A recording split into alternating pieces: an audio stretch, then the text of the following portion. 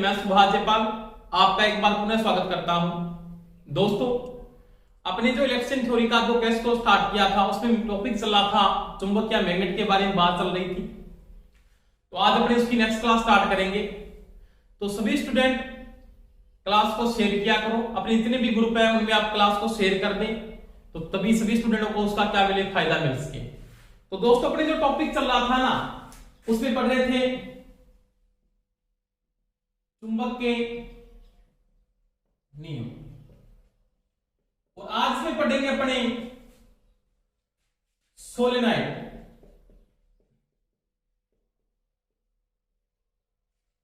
में ध्रुवता का नियम, ध्रुवता का नियम यानी कोई भी सोलेनॉइड है। पहली बात है सोलेनॉइड क्या है। जैसे मेरे पास कोई भी एक प्रमेलिका है, ये नलिका है मान लिया,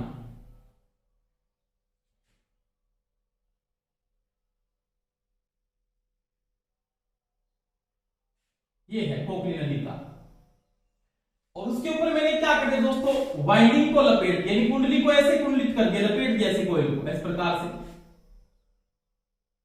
इस प्रकार से कोयल को मैंने इसके ऊपर लपेट दिया ऐसे।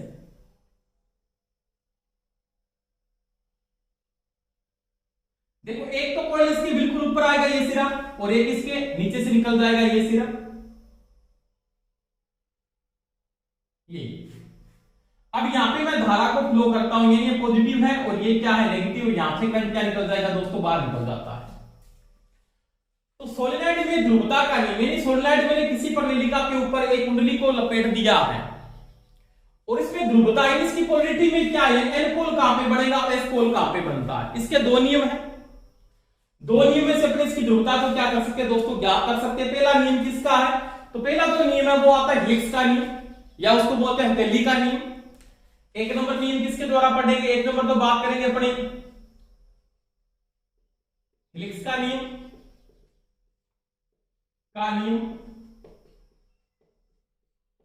और या उसको क्या बोलते हैं, हथेली का नियम कहते हैं। और एक वो दो नंबर अपने बात करेंगे एंड रूल यानी एंड रूल का नियम,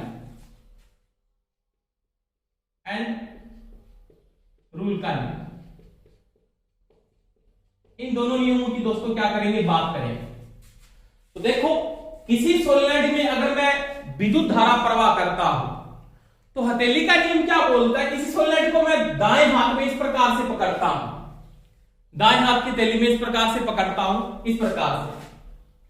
तो ये जो मुड़ी हुई उंगलियां है ना, ये जो मुड़ी हुई उंगलियां हैं, ये विद्युत धारा को क्या करेगी, संकेत करेगी। करंट ऐसे फ्लो हो रहा है इस प्रकार से, इलेक्ट्रिकल करंट आपका इस प्रकार से फ्लो हो रहा है। देखो ऐसे जा रहा है इसके अंदर से, ये इलेक्ट्रिकल करंट कैसे फ्लो हो रहा है उसको वो क्या करेगा, संकेत करेगा। यानी विद्युत धारा इसके अंदर ऐसे फ्लो हो रही है, ऐसे आ रहा है, इस प्रकार से पकड़ता हूं, इस प्रकार से। तो इसकी तो मुड़ी हुई उंगलियां वो क्या करेगी, धारा की दिशा, यानी सोलेनॉइड में करंट आपका ऐसे फ्लो हो रहा है, ऐसे इस प्रकार से मुड़ी उंगलियां धारा की दिशा, यानी ये जो उंगलियां है मुड़ी हुई वो किसको संकेत कर रही है, उंगलियां धारा की दिशा, वह अंगूठा, ये अंगूठा किसको संकेत करेगा, ये करता दोस्तों साउथ पोल को। कौन से पोल को, साउथ, यानी दक्षिण ध्रुव को क्या करता है, ये संकेत करता है। तो अंगूठा किसको संकेत करेगा, अंगूठा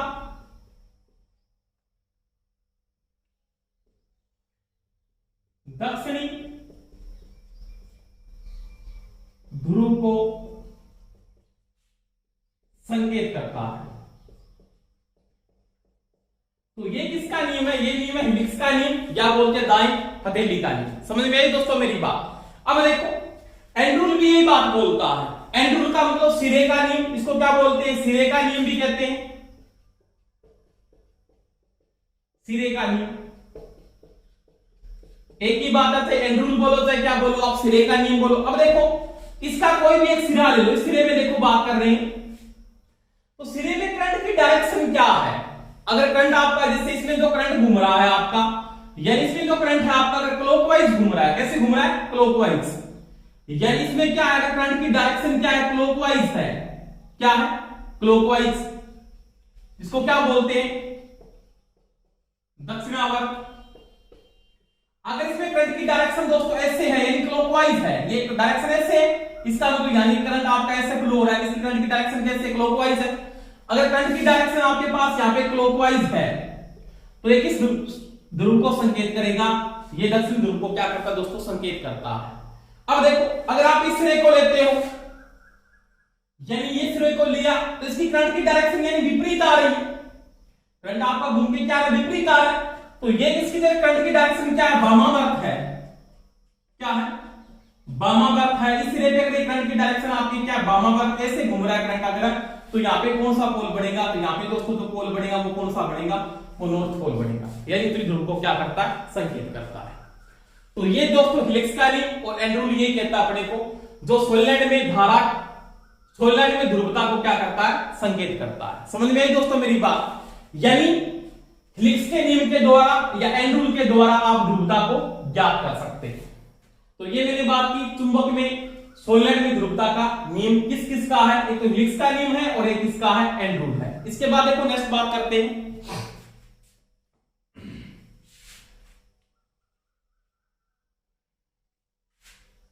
इसके बाद मैं बात करता हूं, दो चालक समांतर रखे गए हैं, दो चालक समांतर रखे हैं,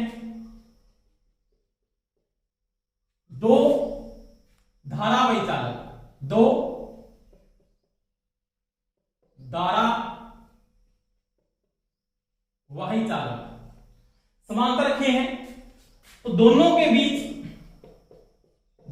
बीच लगने वाला बल, यानी दोनों के बीच में कौन सा बल लगता है। जैसे सिंपल बात करता हूं कि दो चालक समांतर रखे गए, एक तो चालक आपने ये रख दिया, ये कंडक्टर है, एक तो चालक ये आपके पास मान लिया आपने, एक चालक तो ये रख दिया, एक कंडक्टर मान लिया आपका ये है, और एक कंडक्टर आपने ये समांतर बेस से रख दिया, इस प्रकार से। उसी प्रकार अगर धारा की दिशा दोनों में क्या है, समान है, धारा की दिशा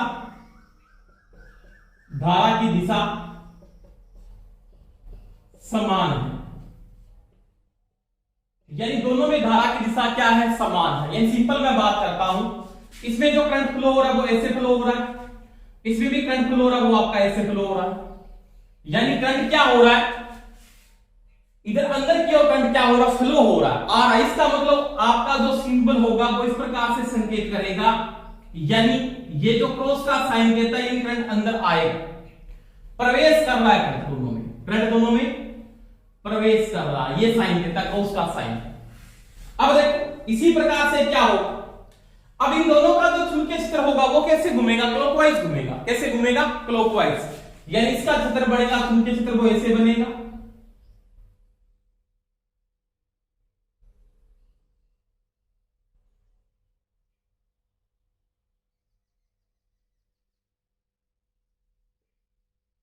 ऐसे घूमेगा क्लॉकवाइज, और इसका चुंबकीय क्षेत्र घूमेगा वो भी कैसे घूमेगा दोस्तों, वो भी घूमेगा क्लॉकवाइज ऐसे।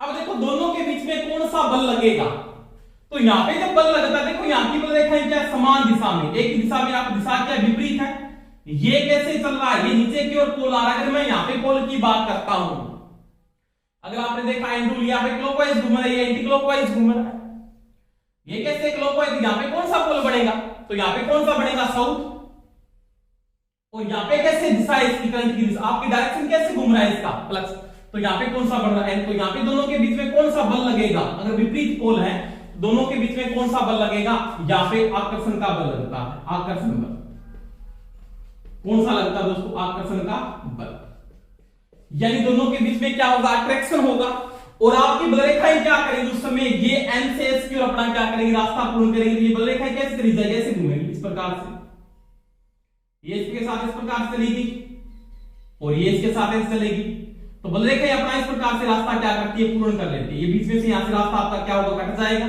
और ये बल रेखा इसके साथ ऐसे चली जाएगी और ये बल रेखा इसके साथ ऐसे चली जाएगी। और ये बल रेखा अपना रास्ता ऐसे क्या करेगी दोस्तों, पूर्ण करती है इस प्रकार से। यानी चुंबकीय फ्लक्स आपका ऐसे घूमता है। यानी दो चालक है, समांतर में रखेंगे और दोनों में अगर धारा की दिशा क्या है, समान है, तो दोनों के बीच में कौन सा बल लगता है, तो वहां पे कौन सा बल लगेगा, आकर्षण का बल लगता है, अट्रैक्शन होता है।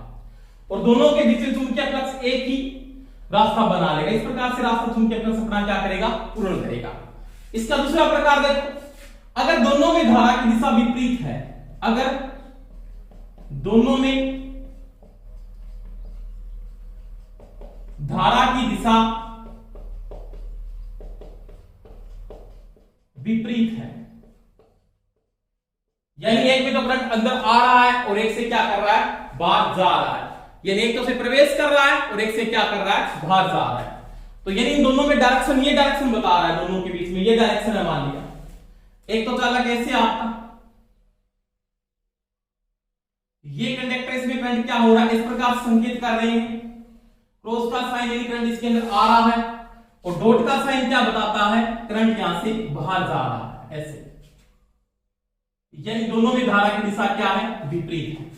ये डॉट साइन यहां से प्रक्षेप से क्या हो रहा है, करंट बाहर जा रहा है और यहां से करंट प्रवेश कर रहा है। अब देखो, अब इसका जो चुंबकीय क्षेत्र बढ़ेगा ना, इसका तो क्या बढ़ेगा, इस प्रकार का चुंबकीय क्षेत्र बढ़ेगा।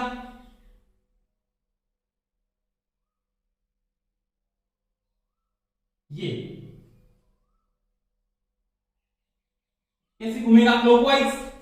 इसका चुंबकीय क्षेत्र क्लॉकवाइज, यानी धारा की दिशा अगर बदलते हो तो चुंबकीय क्षेत्र की दिशा भी क्या होती है, बदल जाती है। इसका कैसे घूमेगा, इसका कैसे घूमेगा, एंटी क्लॉकवाइज, जो आपने पढ़ा। इसका चुंबकीय क्षेत्र घूमेगा, वो कैसे घूमेगा, एंटी क्लॉकवाइज जैसे। अब देखो, अगर यहां पे पोल देखो ऐसे ये घूम रहा है, ऐसे इन दोनों के बीच में क्या समान पोल बन रहे हैं ना, क्या बन रहे हैं, समान ध्रुव। दोनों के बीच में अगर ये समान ध्रुव बन रहे हैं तो दोनों के बीच में कौन सा बल लगेगा। यानी अगर मैं कहता हूं यहाँ पे साउथ है तो यहाँ पे भी कौन सा बन रहा है, साउथ बन रहा है। अगर यहाँ पे नॉर्थ बन रहा है तो यहाँ पे भी कौन सा बन रहा है, नॉर्थ बन रहा है। दोनों के बीच में कौन सा बल लगेगा, तो यहाँ पे लगेगा प्रतिकर्षण बल, प्रतिकर्षण बल लगेगा। दोनों के बीच में कौन सा बल विस्थापित होता है, तो प्रतिकर्षण बल विस्थापित होता है। अब बल रेखाएं क्या करेगी, दूर धकेली जाएगी, क्या हो जाएगी, दूर धकेलेगा बल रेखाएं। यानी चुंबकीय फ्लक्स आपके चालक दूर नहीं हो रहे तो फ्लक्स क्या करेगा, दूर धकेलने का क्या करेगा, प्रयास करेगा। क्या करेगा, प्रयास करेगा। अब देखो यहां पे अपने को ध्यान रखना है, दो चालक अगर समांतर में रखे गए दोस्तों, अगर दोनों में धारा की दिशा समान है तो दोनों के बीच में कौन सा बल लगता है, आकर्षण का बल लगता है। और दोनों के बीच में धारा की दिशा अगर विपरीत है तो कौन सा बल लगता है दोस्तों, प्रतिकर्षण का बल स्थापित होता है। कौन सा लगता है, प्रतिकर्षण का बल स्थापित होता है।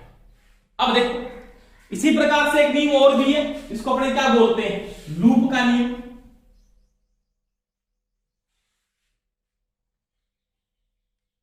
किसका नियम है, लूप का नियम। देखो लूप का मतलब मेरे पास कोई भी चालक है, इस चालक का कोई भी एक लूप है, ये जैसे लूप है, ये चालक का एक चालक का लूप है। इसमें करंट आपका ऐसे जा रहा है मान लीजिए, तो यहां से ये करंट क्या निकल रहा है दोस्तों, बाहर निकल रहा है ऐसे। समझ में आ गई मेरी बात। अब देखो, अब इस लूप में देखो करंट की दिशा, इस चालक में करंट की दिशा क्या है, इससे बिल्कुल क्या विपरीत है। इसी लूप के अंदर इससे करंट ऐसे जा रहा है, एक में करंट ऐसे बाहर निकल रहा है। तो दोनों के बीच में लूप का नियम क्या बोलता है कि जो लूप का नियम है ना, लूप का नियम ये क्या बोलता है, तो वो ये कहता है ये जो बल रेखाएं बन रही है, इन दोनों के बीच में बल रेखाओं में जो बल लगेगा, कौन सा बल लगेगा, तो इन दोनों के बीच में कौन सा बल स्थापित होगा। अगर मैं कहता हूं दोनों में धारा की दिशा विपरीत है तो दोनों के बीच में कौन सा बल लगेगा, पहली बात तो यहां पे प्रतिकर्षण बल लगेगा। कौन सा बल लगेगा, यहां पे प्रतिकर्षण बल स्थापित होगा, प्रतिकर्षण बल स्थापित होगा, क्योंकि दोनों लूपों में दोनों कोयले हैं मान लिया, इसमें करंट ऐसे फ्लो हो रहा है, इसमें इसके विपरीत है, तो दोनों के बीच में कौन सा बल स्थापित होगा, तो यहां पे जो बल लगेगा वो कौन सा बल लगेगा दोस्तों, प्रतिकर्षण का बल स्थापित होता है। अब देखो, अब सोलेनोइड में अपने पास चुंबकीय क्षेत्र का जो बल बन रहा है वो प्रतिकर्षण का बल बन रहा है। अब देखो यहाँ पे जो चुंबकीय क्षेत्र बनेगा वो इस प्रकार का बनेगा, जैसे यहाँ पे बात करते हैं इस प्रकार का चुंबकीय क्षेत्र स्थापित होगा। यहाँ पे कैसे, इस प्रकार से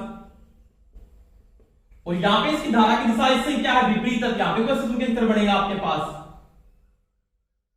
इसका क्या बनेगा, एंटी क्लॉकवाइज यानी ऐसे।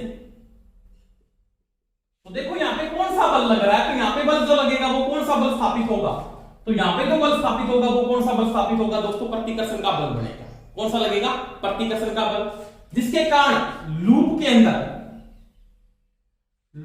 जो बल रेखाएं हैं, लूप के अंदर जो बल रेखाएं आपकी है वो इस प्रकार से प्रतिकर्षित हो जाती है, इस प्रकार से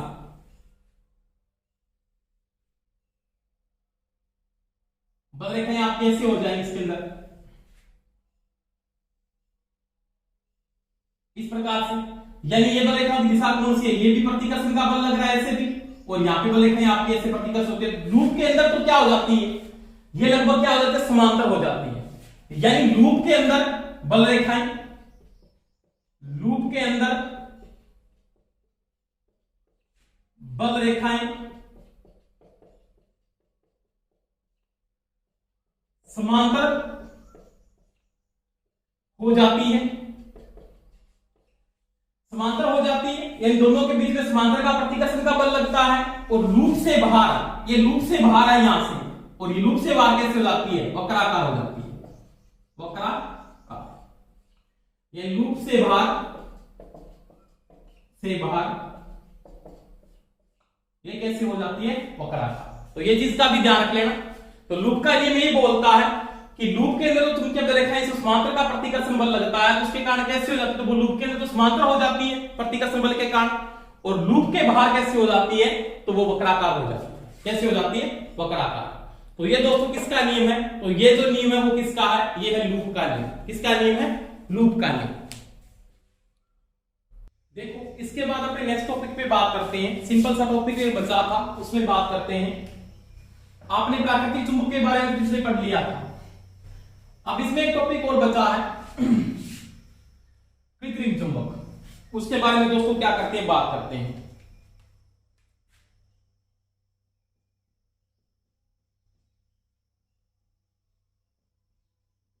कृत्रिम चुंबक, प्राकृतिक चुंबक में मैंने आपको समझाया था, टॉपिक पीछे वीडियो में आपको डाला था कि जो प्रकृति सीधा डायरेक्टली मेरे को प्राप्त होता है, जिसमें एसबीओ का क्या होता है, मिश्रण होता है, जिसको अपने बोला था लोड स्टोन या भारी पत्थर होता है, इसमें चुंबकशीलता का मान दोस्तों क्या होता है, निम्न होता है।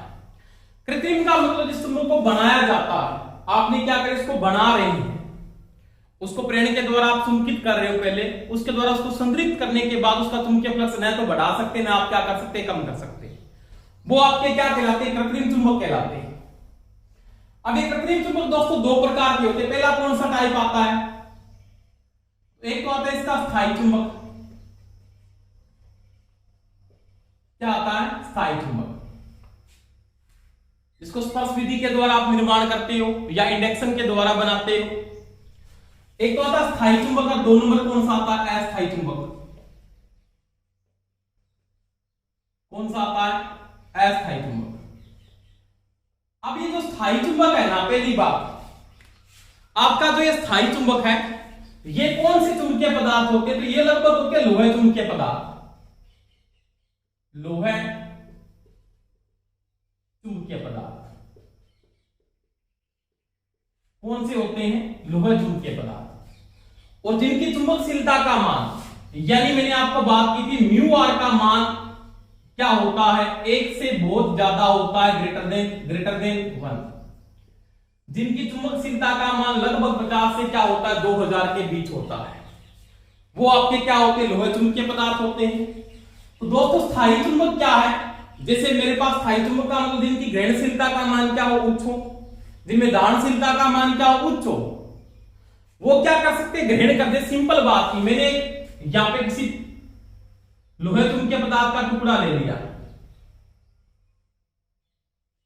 इसका ले लिया मैंने, लोहे चुंबकीय पदार्थ का टुकड़ा ले लिया, जिसके रूप में मैंने किसको यूज किया, फौलाद। किसको बोलते हैं, फौलाद, इसको क्या बोलते हैं, कार्बन स्टील, फौलाद या कार्बन स्टील, इसका टुकड़ा ले लिया। और इसमें मैं क्या करता हूं, इसके अंदर में इसके ऊपर मैं कुंडली को स्थापित करके, कोयल को स्थापित कर देता हूं ऐसे। और इसमें डीसी विद्युत धारा क्या करता हूं, प्रवाह करता हूं। क्या करता हूं, डीसी। एक चीज का ध्यान रख लेना, अगर आप इंडक्शन या प्रेरण के द्वारा स्थायी चुंबक का निर्माण कर रहे हो तो धारा कौन सी होगी दोस्तों, डीसी होगी। कौन सी होगी, डीसी। क्योंकि एसी में क्या होता है, धारा की दिशा बार बार चेंज होती है, इसके कारण ध्रुवता भी बार बार क्या होगी, बदलेगी। एसी के द्वारा आप स्थायी चुंबक को नहीं बना सकते। स्थायी चुंबक बनाने के लिए किसका उपयोग करोगे आप, डीसी का उपयोग करते हैं। अब देखो, जैसे मैं धारा का फ्लो करता हूं तो मैंने भी बात की थी, अपने पढ़ा है सिरे का नियम, या आपने पढ़ा था हेलिक्स का, हथेली का नियम। तो यहां पे कौन सा पोल बनेगा, यहां तो बनेगा साउथ पोल, और यहां पे कौन सा बनेगा, नॉर्थ पोल। जब तक ये आपका पोलार्ड का टुकड़ा संतृप्त होता है, संतृप्त यानी संतृप्त का मतलब ये कब तक ग्रहण कर रहा है, मैं धारा का मान बढ़ा रहा हूं, ये चुंबकीय फ्लक्स का मान क्या होगा, धारा का मान बढ़ेगा। तो मैंने आपको बताया था किसके नियम में, ओस्टेड के नियम में, कि जब धारा का मान बढ़ाते हैं तो चुंबकीय क्षेत्र का मान भी क्या होता है दोस्तों, बढ़ता है। तो आप धारा का मान जब तक बढ़ाओगे तो ये क्या, इसकी ग्रहणशीलता भी धीरे धीरे क्या होगी, बढ़ती जाएगी। कब तक, जब तक ये क्या होता है, संतृप्त ना हो जाए। संतृप्त का मतलब ये संपूर्ण फ्लक्स को ग्रहण कर ले। संतृप्त होने के बाद इसका चुंबकीय फ्लक्स आप न तो बढ़ा सकते हो और न आप कम कर सकते हो। तो ये आपका स्थायी चुंबक है। क्या है, स्थायी चुंबक। बाद में आपने क्या किया, इस धारा को हटा दिया, धारा का मान यहां पे आपने क्या किया, शून्य किया, परंतु इस कुंडली में चुंबकीय फ्लक्स न बन के ये जो कोबाल्ट स्टील का जो टुकड़ा था, ये जो आपने आयरन का टुकड़ा यहां पे यूज किया था, ये टुकड़ा, इसमें निश्चित दो पोल बन जाते, एक तो एन बन जाता है, एक कौन सा बन जाता है दोस्तों, एस बन जाता है। और ये क्या बन जाता है उस समय, स्थायी चुंबक का निर्माण करता है। किसका निर्माण करता है, स्थायी चुंबक। जैसे आप स्पीकर में देखते हो, जो आपके लाउड स्पीकर है उनके पीछे आपके वर्ताकार आकृति के चुंबक लगाए जाते हैं। तो वो कौन से चुंबक होते हैं, वो आपके स्थायी चुंबक है, वो कृत्रिम चुंबक है, उनको बनाए जाते हैं, जिनकी चुंबकशीलता का मान क्या होता है दोस्तों, उच्च होता है। अब स्थायी चुंबक बनाने के लिए कौन कौन से पदार्थ काम आते हैं, यानी स्थायी चुंबक में कौन कौन से पदार्थों का आप उपयोग करते हो। तो आपके पास कार्बन स्टील हो गया, कार्बन स्टील, फौलाद, क्या बोलते हो, फौलाद को यूज करते हो, कार्बन स्टील हो गया, फौलाद हो गया, और क्या हो गया, कोबाल्ट स्टील। कोबाल्ट स्टील का उपयोग किया जाता है। तो इन पदार्थों का उपयोग आप स्थायी चुंबक बनाने में करते हो। किसका उपयोग करते हो, स्थायी चुंबक बनाने में करते हैं। अब देखो, अगर ये मिश्रण के रूप में है, मिश्रण, तो मिश्रण के रूप में कौन कौन से पदार्थ आते हैं, तो आता है एल्यूमिनियम, एल्निको, सॉरी, कौन सा आता है, एल्निको, कौन सा आता है, एल्निको, एल्निको। अब देखो ये एल्निको किसका मिश्रण है, ये प्रश्न बहुत बार पूछ चुका है। एक तो एल्निको होता है, एक होता है एल्कोनेंस, एल्कोनेंस, और ये एल्कोनेंस किसका मिश्रण है, इन दोनों का पता होना चाहिए। अब आपका एल्निको है वो किसका मिश्रण है, तो उसमें क्या होता है, aluminium, aluminium plus nickel plus cobalt और प्लस क्या होता है, लोहा होता है। क्वेश्चन किस प्रकार से पूछ लेता है, कई बार दोस्तों प्रश्न इस प्रकार से पूछता है, एल्निको किसका मिश्रण नहीं है, इनमें से कोई एक चीज को हटा, जैसे निकल को हटा के मैंने कॉपर कर दिया, निकल को हटा के मैंने सोना कर दिया, कोबाल्ट को हटा के मैंने चांदी कर दिया, तो इनमें से कोई एक चीज को वो हटा देगा। तो एल्निको किसका मिश्रण है, तो एल्निको एल्यूमिनियम, निकल, कोबाल्ट और लोहे का मिश्रण होता है। यानी एल्यूमिनियम, निकल, कोबाल्ट और लोहे का मिश्रण क्या है आपका, एल्निको कहलाता है। क्या कहलाता है दोस्तों, एल्निको। अब देखो एल्कोनेंस में क्या है, एल्कोनेंस में क्या आपके पास, तो एल्कोनेंस में क्या है, एल्यूमिनियम, एल्यूमिनियम तो है,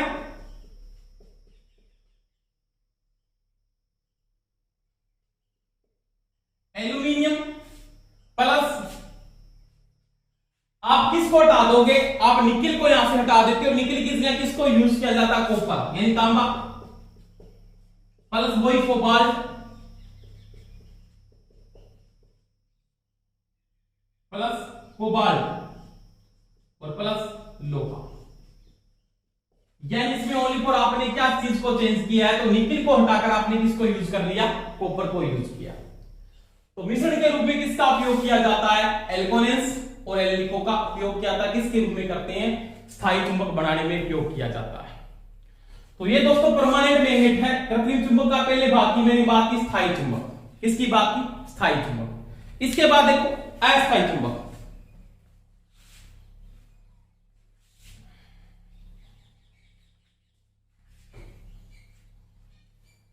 दो नंबर अस्थायी चुंबक। इसको क्या बोलते हैं, विद्युत चुंबक कहते हैं। वैद्युतिक चुंबक होता है एक प्रकार का। इलेक्ट्रोमैग्नेट क्या बोलते हैं, इलेक्ट्रोमैग्नेट। ये एक प्रकार की कुंडली या कोयल होती है। जैसे मेरे पास एक कुंडली यानी क्या है, कोयल है। जैसे मैंने किसी कुंडली यानी कोयल को यहाँ पे यूज किया, मेरे पास एक कोई भी कुंडली है या क्या एक प्रकार की कोयल को मैं यहाँ पे यूज कर रहा हूं, तो मेरे पास एक क्या है, कुंडली या क्या होगी, एक कोयल होगी। अब देखो विद्युत चुंबक में क्या होगी, आपके पास कोई भी कोयल है, जैसे मेरे पास एक कोई भी कुंडली है, ये कुंडली यूज कर रहा हूं,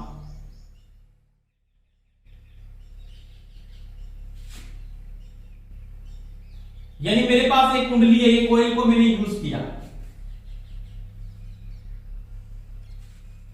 अब मैंने यहां पे धारा को फ्लो किया, यानी यहां पे धारा कौन दे दी, डीसी दे दिया, प्लस दे दिया और क्या दे दिया, माइनस। ऐसे इसमें क्या हो रहा है दोस्तों, करंट फ्लो हो रहा है। तो यहां पे क्या होगा आपका, एक तरफ तो कौन सा बनेगा, साउथ पोल बनेगा, एक तरफ कौन सा बनेगा, नॉर्थ पोल बनेगा। यह आपने सिरे का नियम से, हैंड रूल से पढ़ा है, हेलिक्स के थैली के नियम से भी पढ़ा है। तो इस कुंडली में क्या होंगे, दो ध्रुव स्थापित हो जाएंगे, एक एन पोल बन जाएगा, एक क्या बन जाएगा, एस पोल बन जाएगा, जो धारा की दिशा पर क्या करेगा, निर्भर करेगा। अब धारा का मान बढ़ाओगे तो इसका चुंबकीय बढ़ेगा, धारा का मान कम करोगे तो चुंबकीय का मान क्या होता है, कम होता है। ये किसके नियम से पड़ता है, ओस्टेड के नियम से होता है, जो मैंने पीछे पढ़ाया आपको। तो यहाँ पे जैसे आपने धारा को फ्लो किया, इसमें क्या बनता है, मैग्नेट बनता है।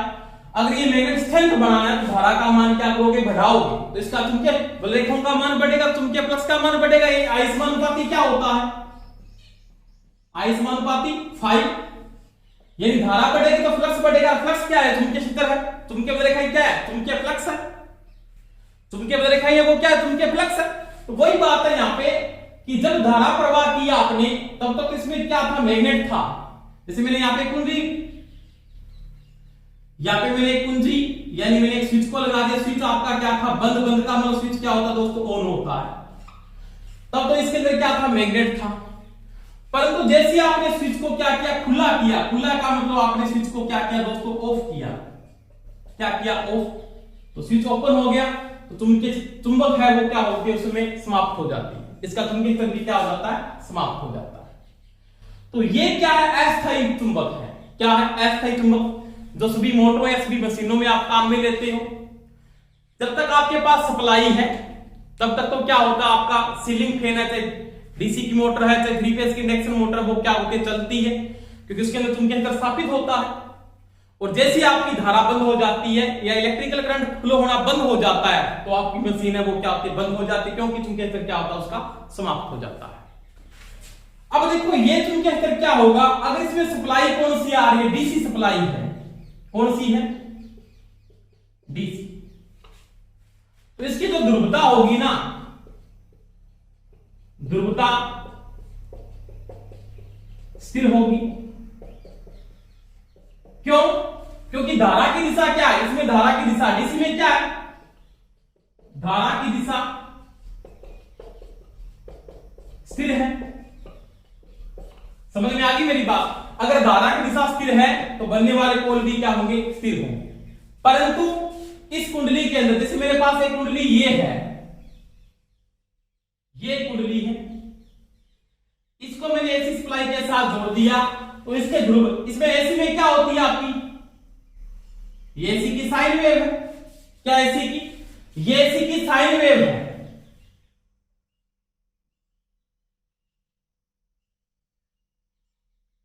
तो इसमें धारा की दिशा क्या हो रही है, बार बार चेंज हो रही है। तो एसी में क्या है, सप्लाई में, एसी सप्लाई में धारा की दिशा बदलती है, और एंड रूल और हिलेक्स के नियम के अनुसार जब धारा की दिशा बदलेगी तो तुम क्या जो पोल है वो भी क्या होंगे, बार बार बदलते हैं। इसके बाद ध्रुवता भी क्या होती है, यहां पे ध्रुवता भी सप्लाई के साथ बदल जाती है। तो यहां पे जो पोल बनेंगे वो क्या होंगे, बार बार चेंज होंगे, यानी यहां पे जो पोल होंगे वो स्थिर पोल नहीं बनेंगे, क्या बनेंगे आपके पास, अस्थिर पोल बनेंगे। क्या बनेंगे, अस्थिर ध्रुव बनते हैं यहां पे, किस सप्लाई के साथ, एसी के साथ। समझ में आ गई मेरी बात। और डीसी के साथ क्या बनते हैं दोस्तों, आपके स्थिर पोल स्थापित होते हैं। तो ये किसकी थी, आपके पास अस्थायी चुंबक था। क्या था, अस्थायी चुंबक। अब देखो इसमें छोटा सा टॉपिक और बचता है, वो देखो उसके बारे में बात करते हैं।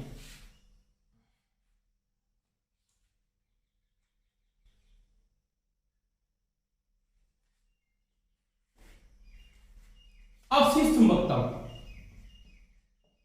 अवशिष्ट चुंबकत्व ये काम में भी आएगा, इसके कारण दोष भी होता है, उसके बारे में बात करेंगे आगे टॉपिक के अंदर। अब देखो मेरे पास एक कोई भी कुंडली थी, ये कुंडली,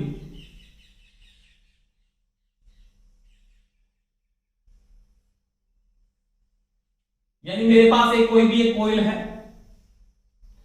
इसके अंदर मैंने डिस्प्लाई को क्या किया दोस्तों, प्रवाह कर दिया, और यहां पे मैंने क्या लगा दी, स्विच, यानी क्या लगा दी, कुंडली लगा दी। स्थिति में स्विच आपका क्या था, बंद था, यानी क्या था, ये ऑन था। बंद का मतलब क्या होता दोस्तों, ऑन होता है। अब इसमें क्या बने, दो पोल बने, एन बन गया, एक क्या बन गया, एस बन गया। ये धारा प्रवाह की, तो इसमें चुंबकीय क्षेत्र स्थापित होता है, इसमें किसका निर्माण होता है, मैग्नेट का निर्माण हो जाता है। परंतु स्विच ऑफ करने पर, स्विच ऑफ करने पर आपने सप्लाई को क्या कर दिया, ऑफ कर दिया, सप्लाई को हटा दिया, तो वो क्या कहता है, ये जैसे मेरे पास जो वाइंडिंग आपने कर रखी है कॉपर की है, इसकी है कॉपर की, यानी सुपर एलिमेंट कॉपर आपने यहां पे यूज किया। वाइंडिंग में जो चालक काम आता है वो सुपर एलिमेंट क्या आता है, कॉपर को यूज किया जाता है, सुपर एलिमेंट। अब देखो जैसे आपने स्विच को ऑफ किया तो आई का मान तो क्या हो गया, शून्य हो गया, आई का मान शून्य हो गया। परंतु इसमें थोड़ा बहुत, थोड़ा सा फ्लक्स सेंस बच जाता है, थोड़ा चुंबकीय क्षेत्र सेंस बच जाता है,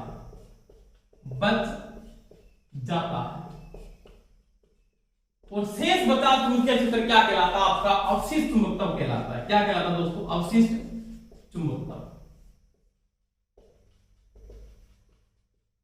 कहलाता है।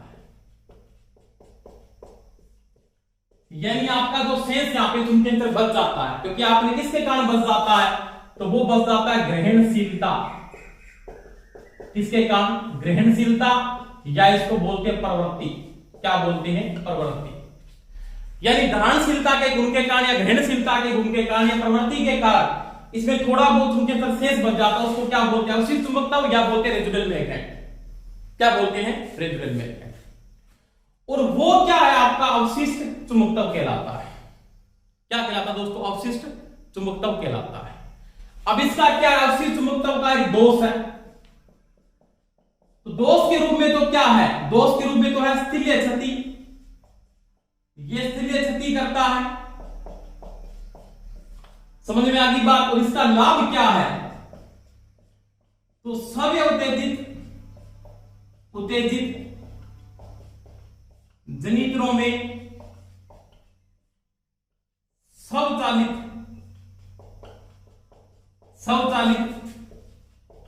करने में सहायक है।